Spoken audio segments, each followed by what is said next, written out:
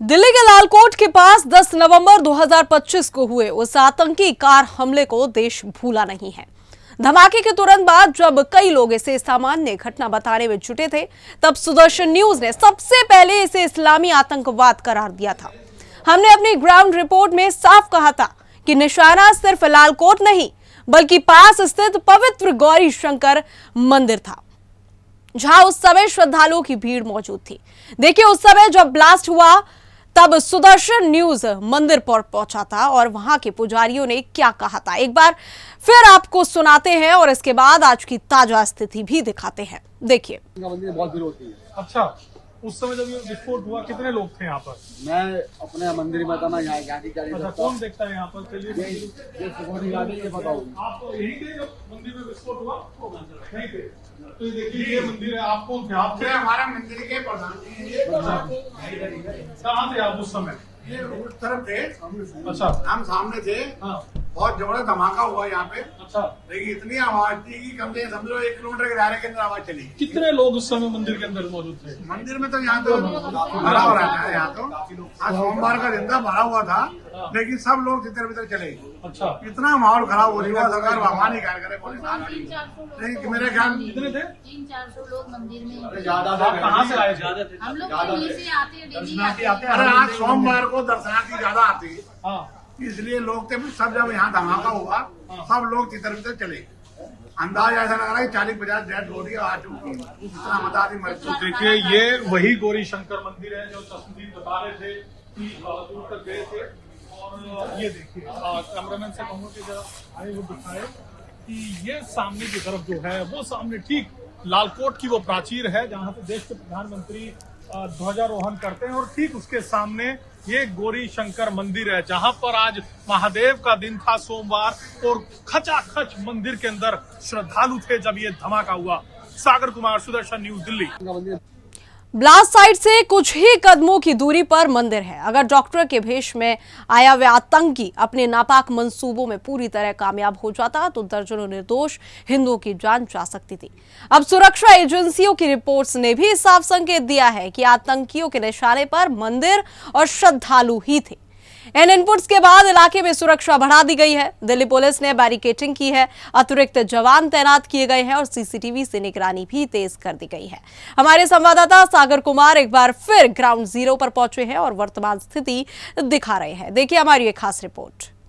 देखिए, गौरी शंकर मंदिर को जो है वो पूरी तरह से छावनी में तब्दील कर दिया गया है। हमारे एसएसबी के जवान, पैरामिलिट्री की फोर्सेस जो है वो आपको चारों तरफ दिखेगी, और दिल्ली पुलिस के भी जवान यहाँ पर क्यूआरटी जो है वो खड़ी है। और ये देखिए, मतलब जहाँ तक आपकी नजर जाएगी यही गौरी शंकर मंदिर जो है जिहादी आतंकियों के निशाने पर है। और सबसे पहले ही सुदर्शन न्यूज ने बताया था कैसे ये लालकोट निशाना नहीं था, बल्कि ये गौरी शंकर मंदिर ही ये बहुत ऐतिहासिक मंदिर है। और अब जब से पाकिस्तान की तरफ से जो जैशे मोहम्मद के आतंकी हैं उनकी तरफ से इसी मंदिर को यहाँ पर निशाना बनाने की अब कोशिश यहाँ पर की जाएगी। देखिए, ये 2026 की मैं आपको एक तस्वीर दिखाता हूँ। ये 2026 की वो तस्वीर है कि जब एक मंदिर की सुरक्षा के लिए आपने ऐसे अरेंजमेंट वैष्णो देवी में देखे होंगे, अमरनाथ में देखे होंगे, लेकिन ये देश की राजधानी ठीक लालकोट के सामने देखिए।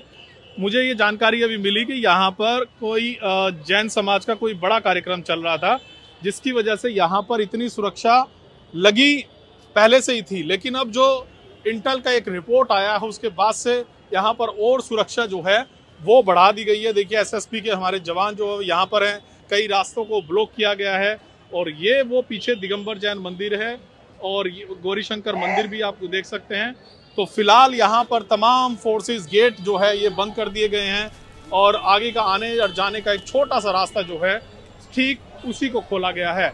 देखिए, गौरी सुदर्शन के दावों पर मोहर लगने के बाद अब हमको ये कहने पर जरा सा भी संकोच नहीं है कि ये देश के साथ धर्म पर भी हमला था।